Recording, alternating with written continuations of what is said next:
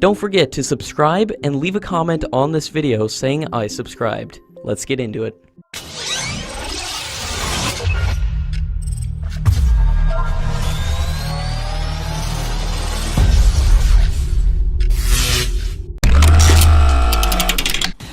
The Indian Air Force's search for new fighter jets is taking shape, as 6 aircraft manufacturers are set to respond to the request for information to build 110 aircraft in India. An official has said that technology has evolved significantly over the last decade, and the Indian Air Force expects the manufacturers to offer upgraded platforms. The global manufacturers will compete in the tender, after partnering with Indian firms, under the government's strategic partnership model. As per the request for information, 16 aircraft are to be bought in a flyaway condition, and the remaining will be built locally in India.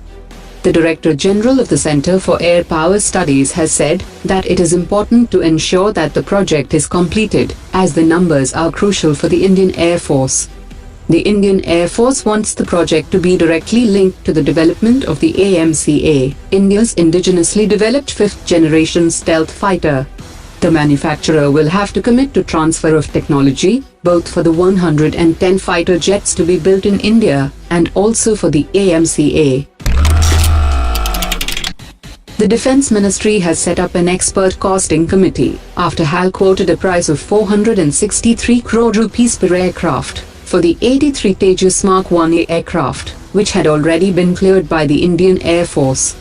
The ministry is interested to find out the reasons for the increase in price, even after the Indian Air Force had already diluted some of the improvements it has sought in the aircraft. The Russian Air Force has placed its first order of the SU-57 fifth-generation fighter, that India recently decided not to co-develop with Russia. The first batch of the SU-57 will enter service in 2019. India wanted 50 specified improvements to the SU-57 to meet the requirements of greater stealth, faster data networks, 360-degree radar, and setting up of facilities to manufacture the FGFA in India. According to media reports, India might join the project later, or purchase the SU-57 after it had entered service in Russia.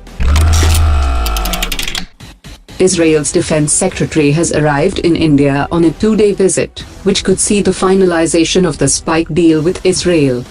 Meanwhile, Israeli media have suggested that the deal was cancelled earlier because an Indian manufacturer developing the system locally had objected to the inclusion of the technology transfer clause.